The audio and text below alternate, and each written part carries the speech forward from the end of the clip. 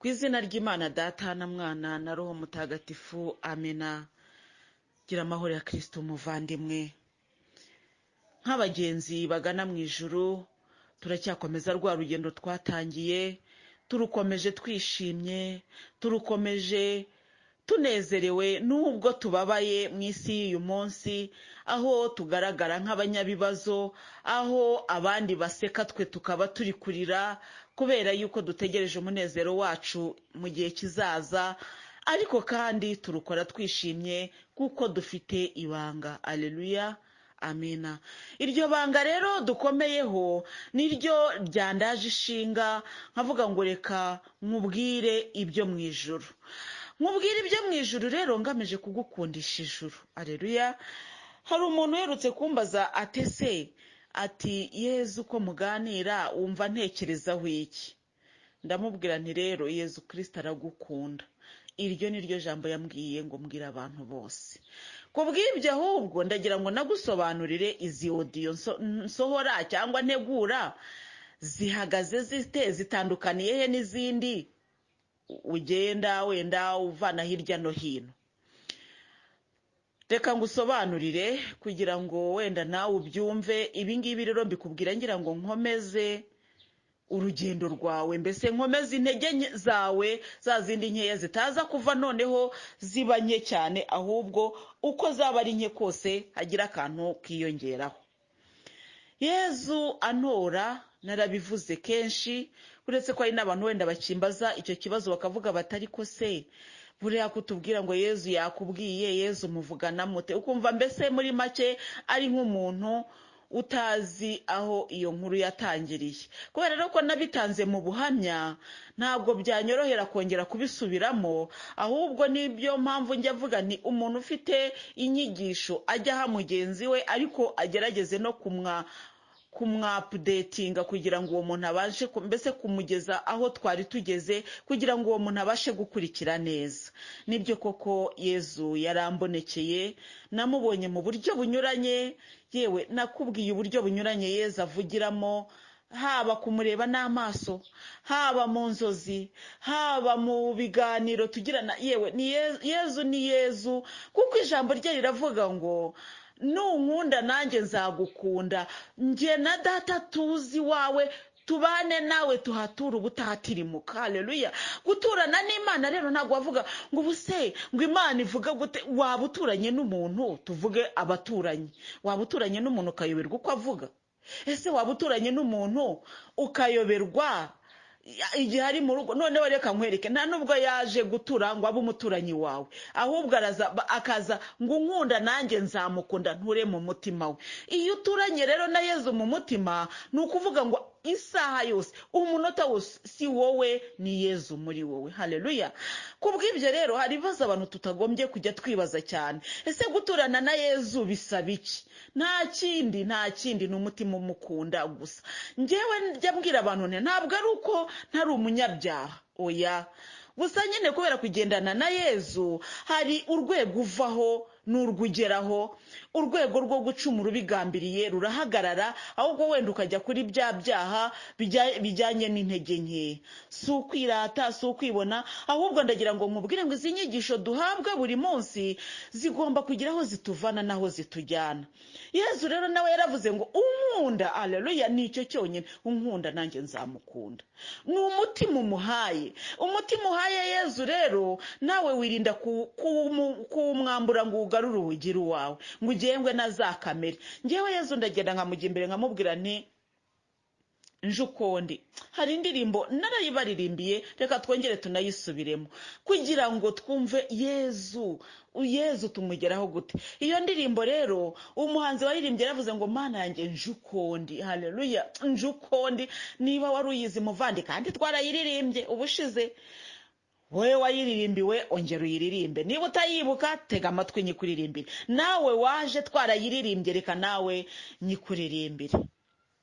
Iravuga ngo Mana yanjye njukondi, nje ngusanga unyakire, ngere ku ruhanga rwawe maze ngusenge nkwizeye.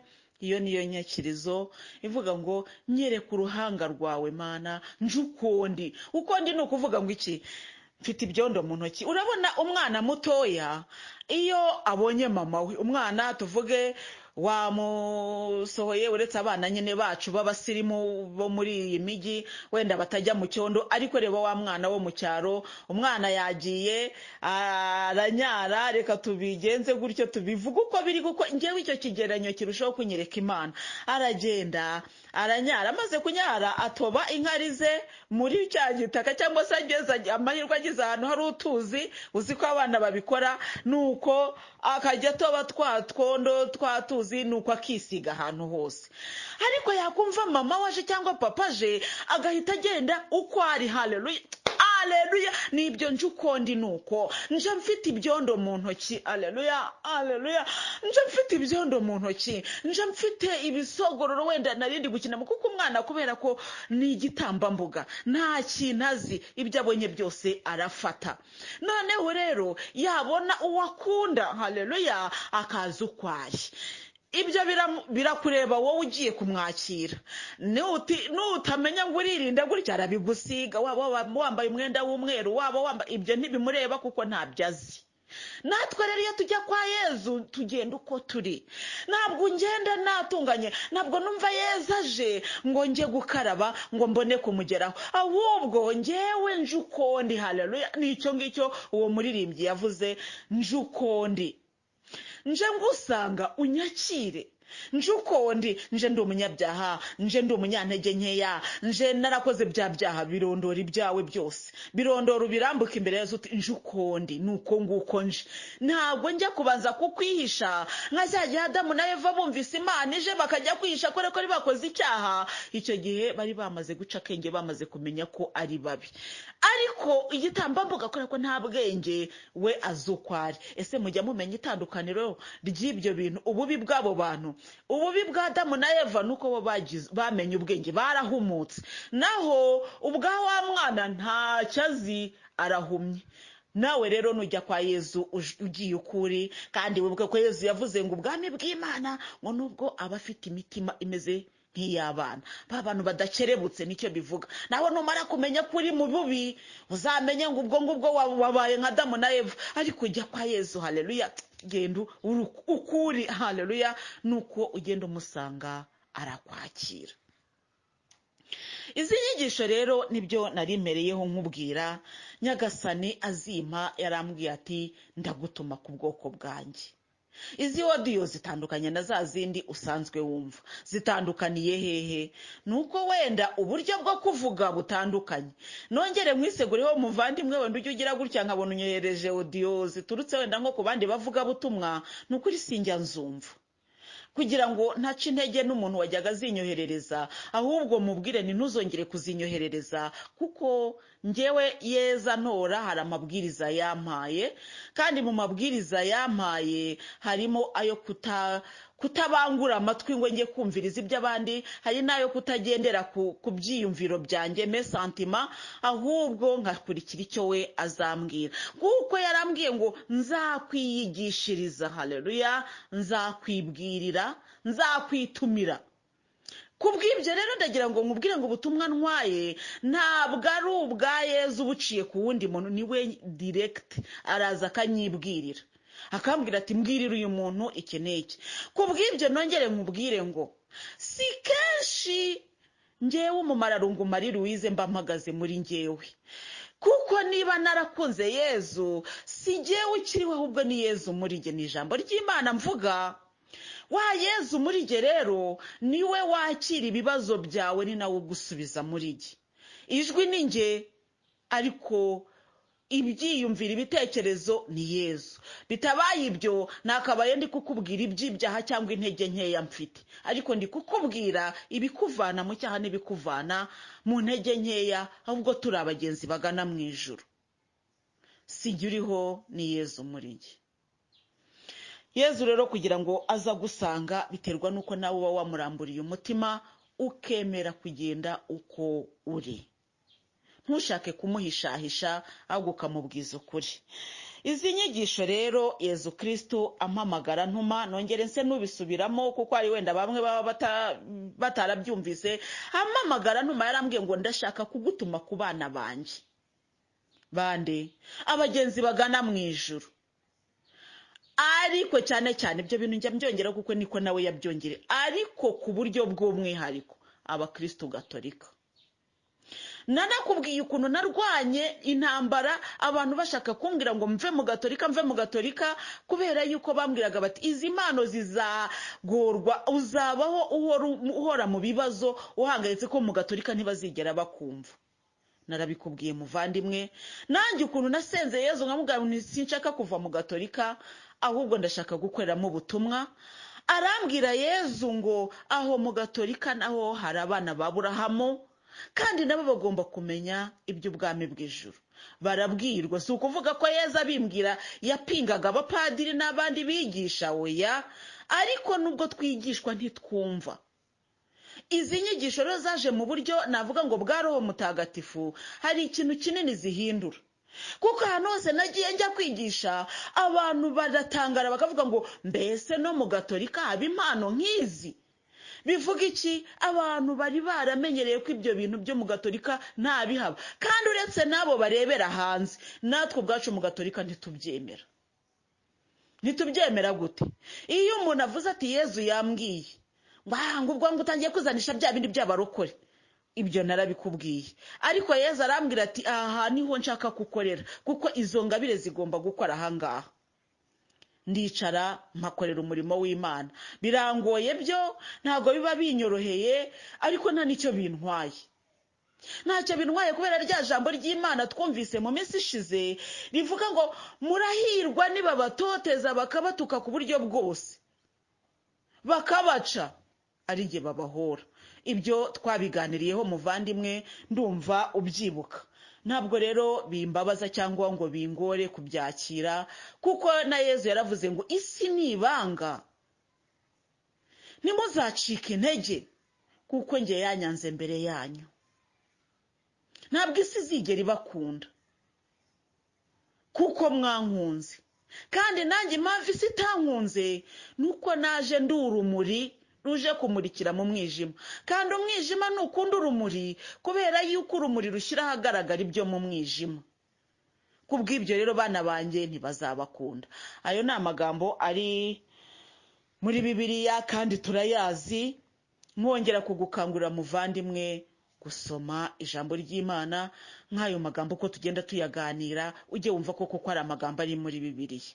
Hari abantu benshi bajya bambwira ngo inyigisho zawe turazikunda turanazuha, mbese ziratwubaka kubera ko zivuga iby'Imana kandi zikaba zifite n'ingero zo muri Bibiliya. Nibyo, naho nakubwira ngo umurongo uyu n'uyu kuko imirongo sinyifite mu mutwe, jya mbwira Yezu Kristo ntabwo ari njyewe Bibiliya, njya mvuga ijambo buri wese aryishakire, kandi buri wese afite uburenganzira bwo kuba yakwitungira Bibiliya. Njye ndarikubwira, ariko kandi nzi neza ko no mu mutwe no mu mutima wawe riba ririmo, nuko kavuga uti nibyo koko. Navugaga rero yuko iyo ntegura izi nyigisho ntabwo ngendera kuza abandi bigishije, abakora amaudio ni benshi wenda simbizi, ariko nizo munyohereza sinzumva, kubera yuko Yezu yarambwira ati nzakwigishiriza, nzakwibwirira, ninjye nzakwitumira. Ubwo rero ni umbwira ati uvuga ibi, niwe umbwira ati genda ubwire runaka ibi n'ibi. Kubw'ibyo rero iyo unyandikiye kenshi ngusubiza amagambo Yezu ambwiye, ntabwo ngusubiza ngewe ibyo nshaka. Kimwe nuko niyo wenda turi kugendana mu buryo bwa Roho, kenshi iyo Yezu abona ko hari abantu burya bajya kwivuza kubera nyine za caprice niko bazita mu Gifaransa, ubwo nawe umfashe kuza kurireba mu Kinyarwanda cyiza.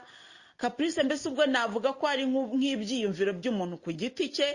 Hari abantu bakunda koroshya ibintu, bakunda guteta. Iyo rero Yezu abona ko ari umuntu ufite izo caprice, donc uri gushaka guteta gusa, nabyo si bibi, ntabwo Yezu abyanga, ariko hari umwana uteta akabuza abandi kurya cyangwa kwitabwaho. Iyo rero ari umuntu umeze gutyo, nawe Yezu arambwira ati uyu nguyu uba umwihoreye, umutware gakeya, ntumwereke ko hari ikibazo, ariko nkakubwira rero ni Yezu niwe utwiyoboreye, kandi ntabwo anyoboye ngo nawe nkuyobye, oya, ahubwo anyoboye ngo nawe ngufashe kurushaho kubona inzira.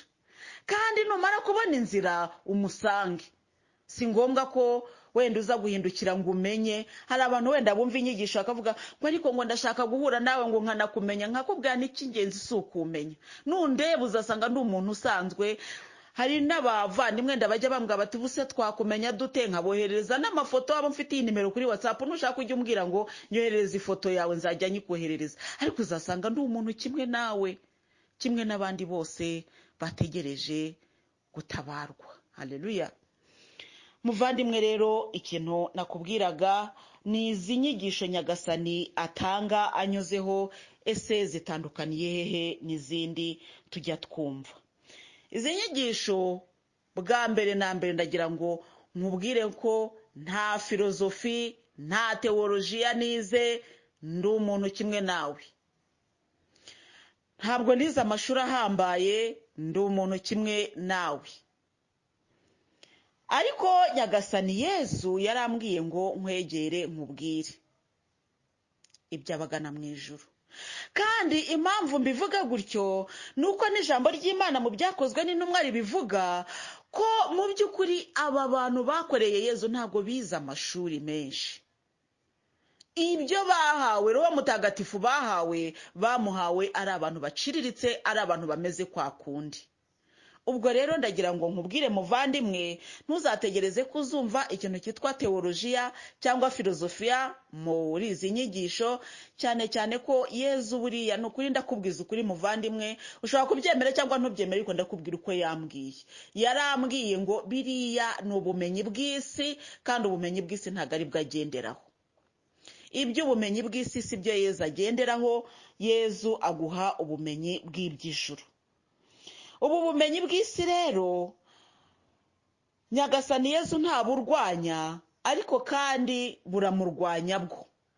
Ndibuka mu minsi ishize nariho numva ikiganiro kuri radiyo, narakubwiye nise numva radiyo kenshi, ariko hari igihe bigira gutya nkayumva, ariko iyo Yezu atumye nyumva hari icyo abashaka ko ansobanurira. Numva rero radiyo, numva barimo kuvuga ko Adamu na Eva babayeho, Bibiliya ikabisobanura, babyara Kayini na Abeli, Bibiliya ikabivuga, ariko Kayini aza kwica Abeli. Ariko nyuma bakaza kuvuga bati dore inkomoko ya Kayini. Abeli we birumvikana ko yari yapfuye, ntabwo nta nkomoko iriho. None bakavuga batese ko Kayini yari we wari usigaye aho, umuvandimwe wapfuye Kayini yororotse ate, yabyaranye nande? Ugasanga abantu benshi icyo kibazo bagihagazeho pe. Noneho Yezu arambwira ngo ibyo ngibyo rero nibyo bya bindi by'ubumenyi bw'isi. Ubumenyi bw'isi mu by'ukuri ntago bwemera yuko hari ahantu umuntu agera bikamucanga ngo bamenye yuko hari ubwiru bw'Imana ubwayo. Ahubwo mu bumenyi bw'isi baba bashaka kugera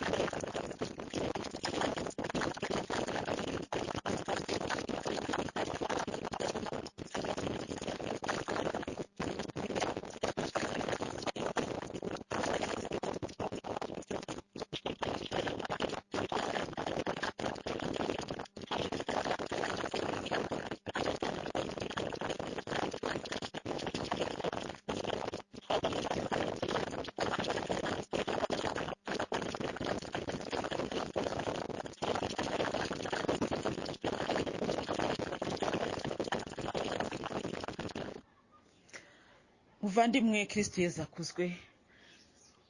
Ngira ngo wabibonye ko ikoranabuhanga rigenda rimwe na rimwe ridukoroga uko ribyumva, ibyo ngibyo tukaba tugomba kubyihanganira. Audio ya kabiri yacitse, sinari nigeze mbona ko inacitse, numvaga ishojwe nk'uko bisanzwe, ariko aho numviye ko icitse ndavuga nuko biri kose ntabwo igice cyari gisigaye cyari kinini, ariko ahubwo inyigisho ubwayo ni nini. Inyigisho ya Kayini na Abeli y'ubwayo ni nini. noneho kenshi hari igihe mba numva hari n'ibindi umuntu yavuga ariko nkanga kubaremerera ntanga inyigisho ndende kugira ngo mutazavaho muvuga muti izi nyigisho ntabwo ziduha n'umwanya wo gukora ibyacu, kuko burya Imana yaduhaye uburenganzira, iduha n'ubwigenge. Rero ku bw'ibyo rero nanjye naho naba ndi gukora izi nyigisho nubaha ubwigenge bwawe. Niyo mpamvu rero naho twari twagarukirije reka mpakomereze, ariko umbabarire unyemerere iyi audio nayo nyigusobanuriremo neza noneho ibyerekeranye n'iri somo rya Kayini na Abeli n'impamvu tutagomba kuba ari byo dutindaho.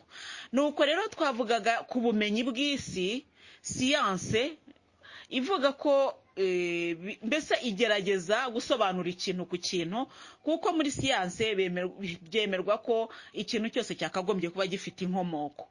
Ubwo rero abasiyantifike cyangwa se abateologie barazamuka bagera ahantu bagasanga birabacanze, byabacanga rero bo bagahita batira conclusion ivuga ngo nta Mana ibaho cyangwa se ni ibinyoma. Ku bw'ibyo ntabwo bizagutangaza kuba wahura n'umuntu uvuga ko Bibiliya ari igitabo nk'ibindi. Hari naho bavuga ko nta Bibiliya rwose nta n'agaciro ifite, izo ni inyigisho ziriho rwose. Hari naho mperutse kumva bavuga ko Yezu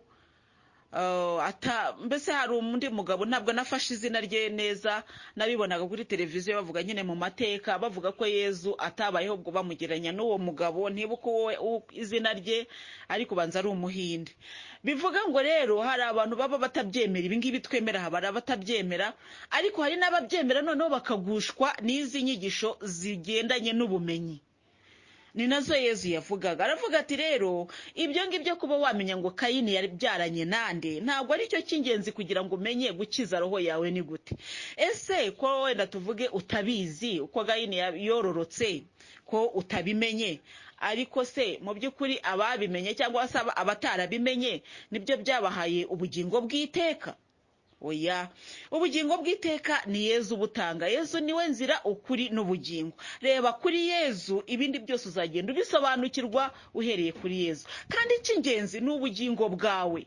Hari abantu benshi rero bagenda bagahagarara kuri ibyo, ngo Kayini ngo yororotse ati, uko yororotse kose ngenda avuga nti sindi inkomoko ya Kayini, sinshaka no kugira ngo menye ngo mama wacu ninde, kuko nidusomera ijambo ry'Imana mu gitabo cy'Intangiriro uraza gusanga ukuntu Kayini na Abeli byagenze. Reka tuhasome. Nuko hari mu gitabo cy'Intangiriro umutwe wa 4 havuga Kayini na Abeli. Munabonana na Eva umugore we, Eva arasama abyara Kayini, maze aravuga ati nungutse umuntu nkesha Uhoraho. Kubuheta abyara Abeli murumuna we. Ahangaha rero tukihahagaze urumva ko Kayini ari muntu.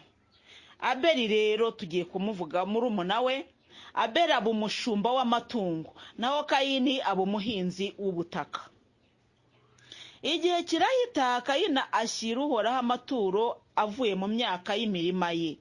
Abeli nawe azana uburiza mu matungo ye, agerekaho n'ibinure byayo.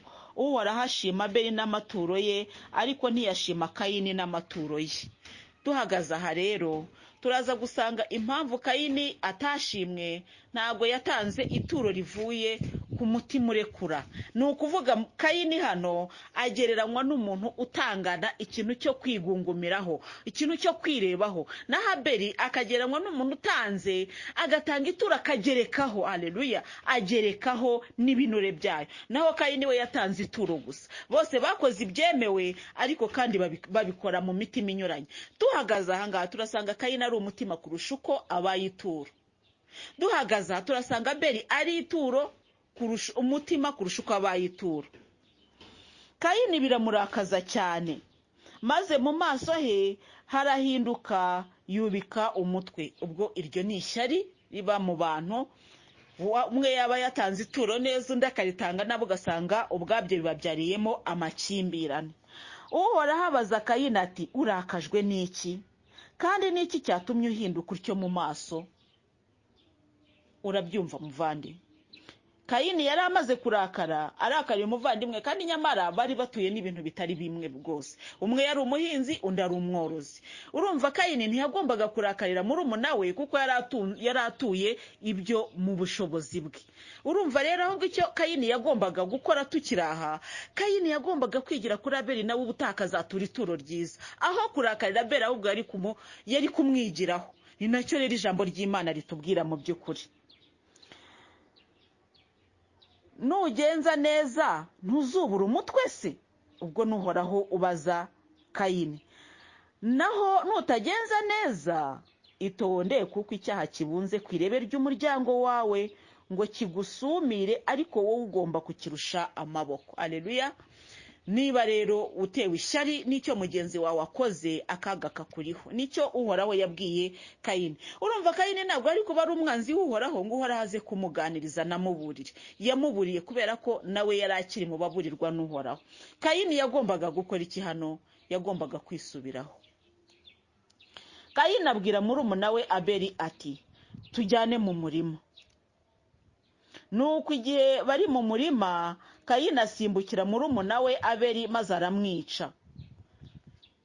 Ahangaha rero wumve ko Abeli yagiye kure na Kayini kubera kumwubaha, ko Kayini ni we wari ushinzwe guhinga, naho Abeli yari umworozi. Urumva kugira ngo ajyane nawe mu murima kwabaye kumwumvira. Niho hahandi hari guca bugufi. Iyo uri kumwe n'Imana buryo uca bugufi, kabone nawe waba uri kumwe n'ibintu wenda navuga ngo bijya biturusha imbaraga, biturusha ubwenge. Ariko abakristo ntabwo tujya tugira ikintu cyo gucenga no gushishoza muri iyi si y'uburyarya. Ndavuga mu gushishoza kujyanye n'uburyarya. Ntabwo Abeli yigeze atekereza ko Kayini yamugirira nabi, kubera ko nawe mu mutima nta kibi yari afitemo. Ariko Kayini yamutumiye azi ko ari bumugirire nabi, kuko umutima we wari usabitswe n'ikibi. Ubwo ituro rero, ikibazo cy'amaturo ntitukikigihagazeho, ahubwo turareba abatuye bo basubiye iwabo bameze bate. Urumva ko Kayini yari yabaye mubi rwose ku munsi wo gutura. Uhoraho abaza Kayini ati, Abeli murumuna wawe ari he? Undi ati, simbizi. Mbese ndi umurinzi wa murumuna wanjye? Urumva yarakaye, ashaka no kurakarira Imana no gushaka kubwira nabi Imana. Uhoraho ati, wakoze ibiki? Amaraso ya murumuna wawe wamennye, ngaha arantabariza mu gitaka. Aleluya. Ubu ngubu baye ikivume ku butaka bwo bwasamye, ukabwuhira amaraso ya murumuna wawe. Nuhinga ubutaka ntibuzongera kukurumbukira, uzahora uri inzererezi yangara ku isi. Nguko Uhoraho yabwiye Kayini. Noneho ubutaka buvumwa kubera iyo mpamvu, kubera ko bwasamye bukakira amaraso ya murumuna we Abeli. Kayini avumwa atyo. Kayini abwira Uhoraho ati, igihano umpaye kirakabije. Kandi nyamara we ntiyatekerezaga icyo yakoreye murumuna we. Ati, igihano umpaye kirakabije. Dore unyirukanye kuri ubu butaka, unciye no mu maso yawe. Nzahora ndi inzererezi nangara ku isi, kandi uzambona wese azanyica. Uhoraho aramubwira ati, yewe uzica Kayini uwo ari we wese azabihanirwa 7. Nuko Uhoraho ashyira ikimenyetso kuri Kayini, kugira ngo uwo bazahura wese azamukubite mu ngusho. Nuko Kayini ava mu maso y'Uhoraho, ajya gutura mu gihugu cyitwa Nodi mu burasirazuba bwa Edeni. Aha rero tukaba tumaze kumva uburyo Kayini yabaye mubi mu maso y'Imana n'uburyo yavumwe. Rero icy'ingenzi ni ukumenya ko ukoze ikibi wese agororerwa ikibi, ukoze icyiza akagororerwa icyiza. Umutima utanganye ituro niwo uzakubera impamvu yo kugororerwa, n'umutima utanganye ni nawo uzakubera impamvu yo guhanwa. Bikagaruka rero kuri twebwe dutanga amaturo ariko tukagerekaho ibibi. Nukuri tujye tumenya ko ari akaga twirahuriraho. Watanga ituro ukarugerekaho icyiza, ukamenya ko ari umugisha wowe ubwawe wihesheje. isomo rero ribayemo hano nuko tugomba kwiga gutanga neza, ako utanze kose ukagatangana umutima mwiza. ko Kayini iyo yemera kwisubiraho ubutaha agatanga ituro ryiza nawe yari gushimwa, ariko yagize kwinangira ntiyategereza icyo gihe. Rero ndizera yuko tubyumvise kandi Imana irakoze, kuko byibuze niba hari ikindi gisobanuro kitari kiri muri iriya audio ubonye kandi nawe kiri bugufashe kutazongera kureba ngo Kayini ngo mbese ngo byagenze bite, kuko yaraciwe ajya mu kindi gihugu giciriwemo abantu bagira nabi. Nawe rero nutitwara neza uzajya mu bucibwe, uzajya kure y'Imana mu bucibwe, kandi aho ngaho nawe uzarira ugahekenya amenyo iteka ryose. Aho siho nkwifuriza rero kujya, aho niho Kayini yagiye. Kayini ni ikibi, n'ababi n'abamukomokaho n'ababi, ni icyaha. Kayini yakoze icyaha, agendera mu cyaha, n'inkomoko ye iba iyo mu cyaha. Ariko Imana yo mu ijuru yatugiriye neza, kuko twibukiranye ko abavandimwe bavuyemo batwebwe n'Abadamu na Eva bo bakomeje kubyara, iyo nkomoko yabo ni nayo yavuyemo abeza. Imana rero duhe kujya dusobanukirwa ibyanditse, ibitari ingenzi ntitubyiruke, twiruke ku by'ingenzi kuko nibyo bidufitiye umumaro. Ibyo tutumva tujye dutegereza Imana ibidusobanurire. Birashoboka ko nawe iki kibazo wari ugifite, ariko isaha ibaye iyi ngiyi yo kugira ngo Imana igusobanurire ko ikibi ari cyo kibi kandi umutima w'umuntu ari ryo turo rikomeye. Imana iguhe umugisha, ku izina ry'Imana Data na Mwana na Roho Mutagatifu, amina.